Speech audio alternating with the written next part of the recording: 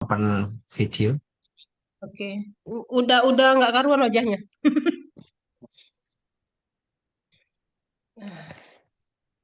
Itu masih dibaca itu. Iya, biar refresh.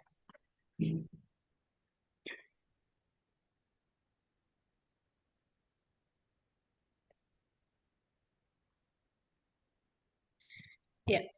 Bismillahirrahmanirrahim. Assalamualaikum warahmatullahi wabarakatuh. Kami dari kelompok Waalaikumsalam warahmatullahi Kami dari kelompok 1 akan membahas dari hasil diskusi tugas kami, yaitu analisis pelanggan dengan menggunakan dataset Smartworld Data File.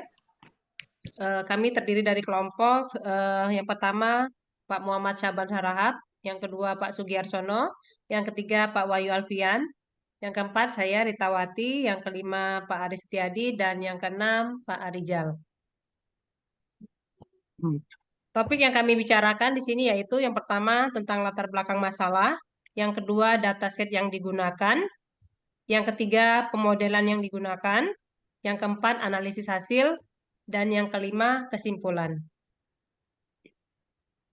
Latar belakang masalah, heterogennya pelanggan dengan perbedaan karakteristik preferensi, pelaku, atau atribut lainnya pelanggan, maka diperlukan analisis pelanggan dengan tujuan membantu perusahaan dalam memahami perbedaan pelanggan dan mengidentifikasi peluang bisnis yang lebih baik dan dengan pemahaman yang lebih mendalam tentang pelanggan.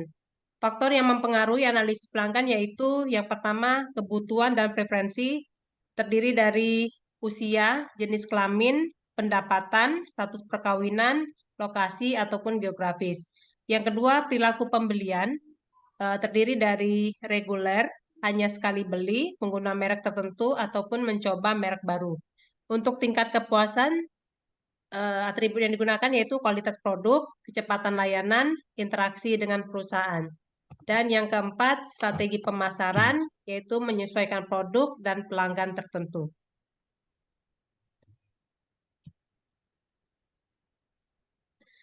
Untuk pembahasan dataset akan disampaikan oleh Pak Wahyu. Terima kasih atas Ibu Rita. Nah, di dataset yang kita gunakan dalam analisa ini adalah SmartWorld Data File X LSX yang terdiri dari 1000 data pengguna dengan 12 atribut. Dan saya akan screen ya yang untuk orange-nya. Kelihatan ya Bu Rita? Saya stop share dulu ya. Ya.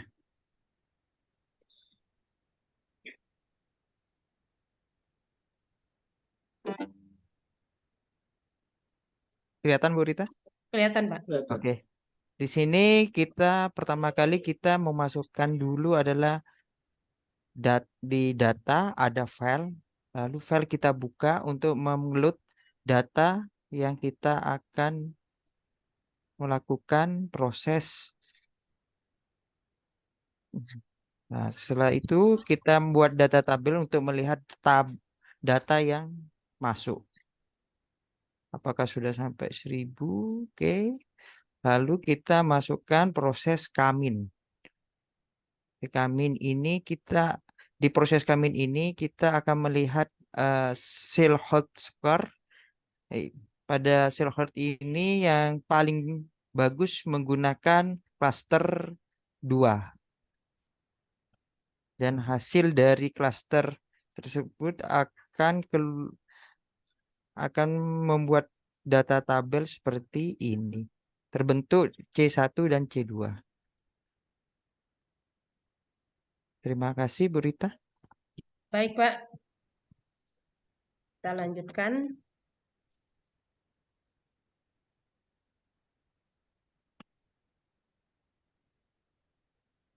Ya. Untuk pemodelan yang digunakan akan disampaikan oleh Pak Sugi. Terima kasih Berita untuk pemodelan. Ini nanti saya menampilkan yang orange dulu. Berita mungkin saya screen. Ya.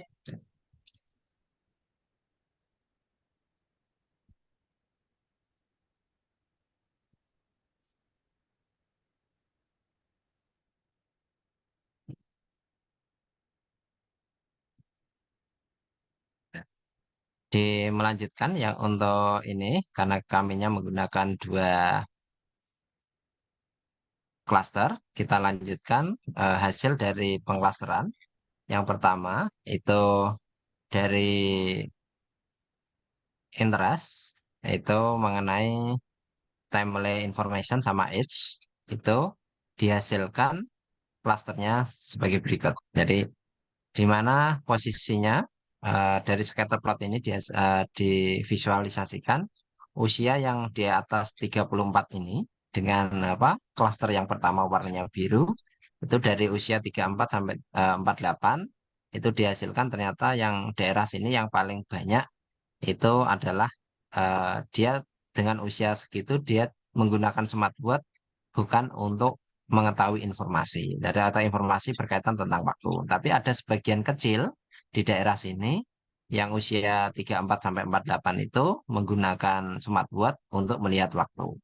Terus kemudian pada klaster yang kedua yang warnanya merah ini antara usia 24 sampai dengan usia 32 ini ya, yang paling sedikit itu posisinya adalah dia tidak posisinya kalau usia 24 sampai usia 32 itu menggunakan smartwatch tapi posisinya hanya sedikit saja di daerah sini itu penggunaannya untuk tujuan melihat waktu.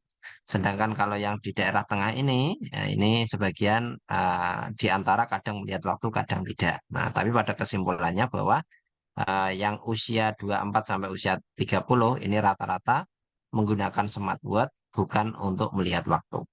Nah, terus selanjutnya mengenai kalau kita bandingkan antara kebutuhan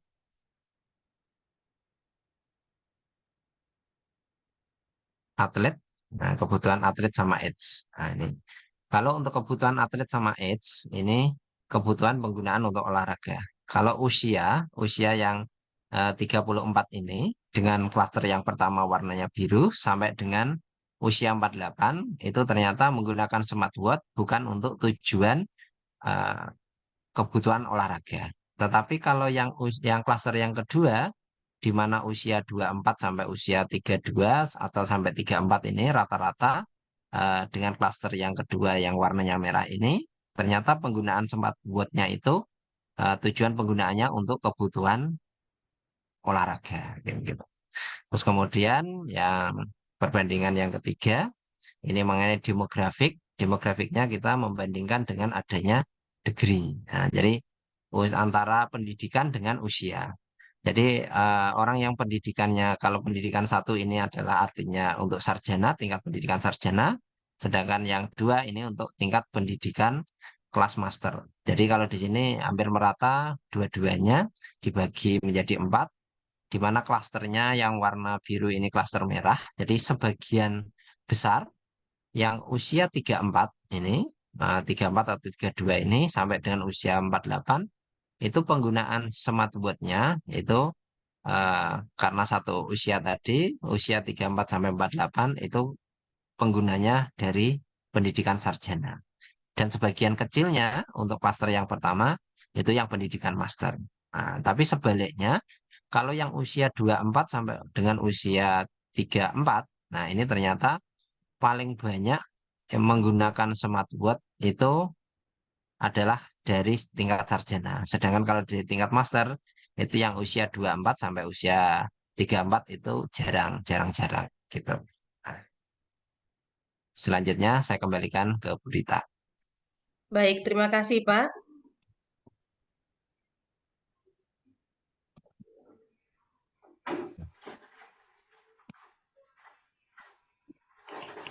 Baik, untuk selanjutnya pemodelan yang digunakan akan disampaikan oleh Pak Aris Jadi. Silakan Pak. Baik, baik. Terima kasih atas waktunya. Bu Rita bisa ke slide sebelumnya ya di sini.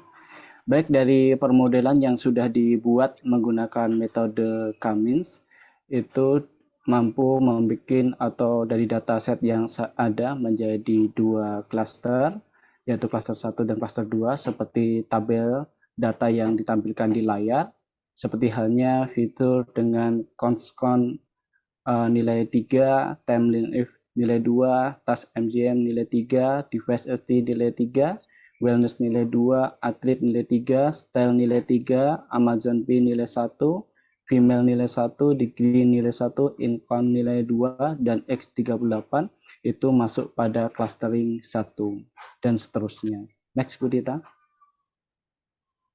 Dari dataset yang ada terdiri dari beberapa fitur yang ada, kami melakukan segmentasi, yaitu yang pertama adalah segmen behavior yang terdiri dari fitur conscom, time if, task MGM, dan device SD. Berikutnya untuk segmen interest yang terdiri dari fitur wellness, atlet, style, dan Amazon.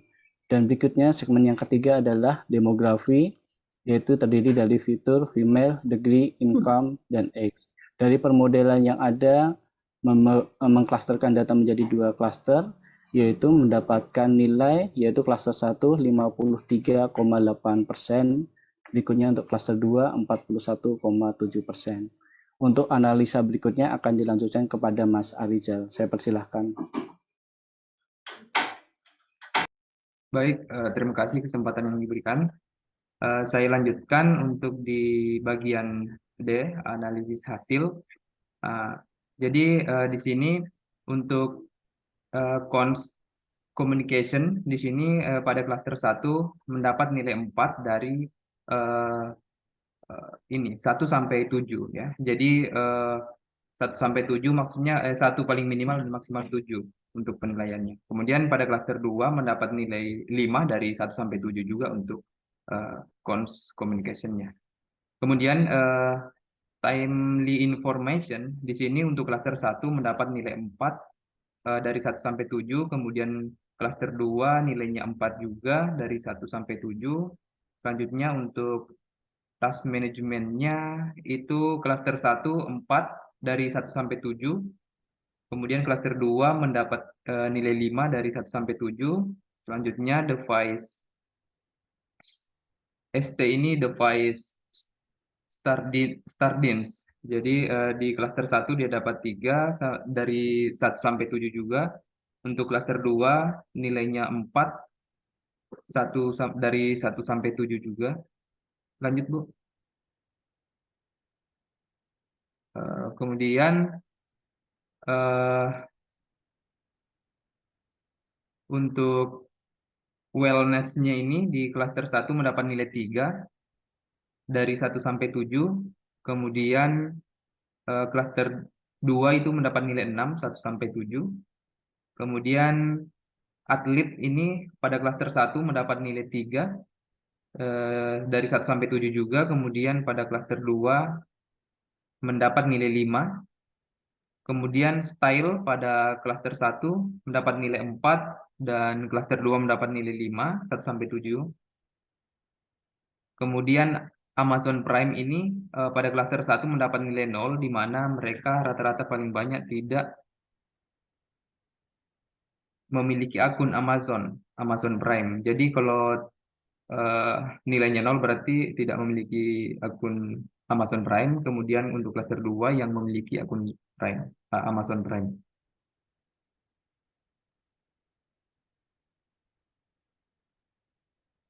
Kemudian selanjutnya untuk female ini pada klaster 1 mendapat nilai 0 di mana itu berarti laki-laki, kemudian pada klaster 2 bernilai 1 berarti perempuan. Selanjutnya degree pada klaster 1 itu bernilai 1 di mana rata-rata paling banyak tingkat pendidikan sarjana. Kemudian pada klaster 2 mendapat nilai harusnya nilainya berbeda ya karena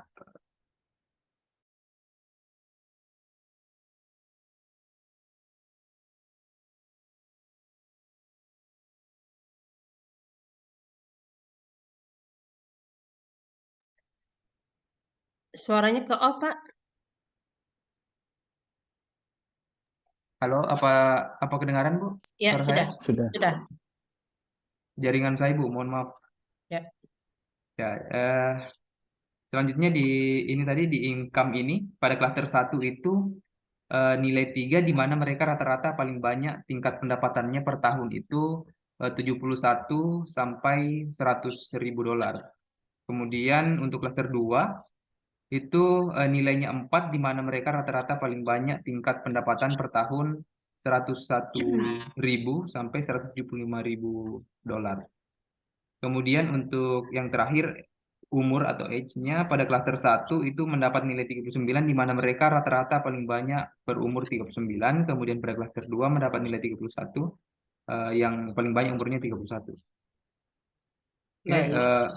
saya kembalikan kepada Bu Rita. Baik, terima kasih Pak Rizal. Kita lanjut dengan kesimpulan yang akan disampaikan oleh Pak Saban. Ya, terima kasih Bu Rita dan teman-teman sekalian. Jadi kita mendapatkan sebuah kesimpulan bahwa K-means clustering bertujuan bagaimana kita membagi data menjadi beberapa bagian atau kelompok sesuai dengan apa yang kita butuhkan. Nah, dan metode clustering ini akan mempartisi data dan membagi data kepada karakteristik yang sama dengan kelompoknya. Jadi beda dengan klasifikasi. Dengan K-means, clustering dapat mempermudah melihat data yang digunakan dengan beberapa cluster. Jadi dia akan menyesuaikan dengan karakter yang sama. Jadi kalau ada yang 1010 atau dengan range waktu gitu ya. Dan pada kasus ini yang sudah dijelaskan oleh teman-teman kami tadi bahwa K-means clustering ini berfungsi untuk bagaimana melakukan segmentasi pelanggan pada penjualan smartwatch yang mengetahui pemahaman terhadap fungsi dan fitur smartwatch tersebut dengan variabel-variabel lain. Jadi ada fitur-fitur dengan variabel apakah umur, apakah usia, apakah gender, ataukah dengan pendidikan dan dengan variabel-variabel lain tersebut. Kami membagi klaster berdasarkan segmentasi pasar. Setelah kami dapat yaitu dengan 3 segmentasi pasar, yaitu behavior, interest, dan demografi. Berikut kesimpulan pemahaman pelanggan terhadap fitur smartwatch tadi. Maka didapatkan kesimpulan kalau kita tarik berdasarkan interest bahwa pengguna smartwatch dengan tujuan untuk melihat waktu, yaitu time information, dibanding dengan usia, kita mendapatkan data bahwa usia dari 32 sampai dengan 48 klaster 1 menggunakan smartwatch bukan untuk tujuan melihat waktu. Jadi bisa saja ya kita membaginya 2, tapi kalau kita selain untuk apa gitu, apakah untuk style, untuk atlet, ya kita harus membandingkan lagi. Ini hanya beberapa contoh yang kita sampaikan. Kalau memang dibandingkan antara fitur melihat waktu dengan usia. Dan sedangkan di usia 24 sampai dengan 30, klaster 2 menggunakan smartwatch memang tujuannya adalah untuk melihat waktu. Jadi semakin tua, dia tidak mau melihat waktu kali ya. Terus yang kedua adalah behavior. Behavior di sini kalau kita lihatlah pengguna smartwatch dengan tujuan untuk olahraga dibanding dengan usia. Jadi dibandingkan dengan usia adalah 32 sampai dengan 48 memasukin klaster 1 menggunakan smartwatch bukan untuk kebutuhan olahraga ya. Jadi semakin tua dia mungkin dia tidak menggunakan smartwatch kalau dilihat dari data dan hasil. Sedangkan semakin muda dia 24 sampai dengan 30 memang menggunakan smartwatch untuk kebutuhan olahraga. Nah, sedangkan kalau kita lihat dari segi demografi, penggunaan smartwatch dengan perbandingan pendidikan, degree dengan usia, age ya, didapatkan bahwa 34 semakin berumur ya, 34 sampai dengan 48 menggunakan smartwatch karena memang faktor pendidikan setingkat sarjana, dan sedangkan usia di 24 sampai dengan 32 klaster 2 menggunakan smartwatch karena faktor pendidikan setingkat master. Kita bisa banyak juga mengecek di beberapa faktor lain yang tadi sudah dijelaskan oleh Pak Alfian dan Pak Sugi. Nah, mungkin itu kesimpulan dari kami, dan selanjutnya sebagai penutup saya kembalikan ke Bu Rita. Baik, terima kasih Pak Saban. Demikian tadi hasil dari diskusi kelompok kami tentang analisis pelanggan smartwatch dengan dataset smartwatch data file. Semoga bermanfaat. Kami akhiri dengan wabillahi taufiq walhidayah. Wassalamualaikum warahmatullahi wabarakatuh. Waalaikumsalam Waalaikumsalam warahmatullahi wabarakatuh.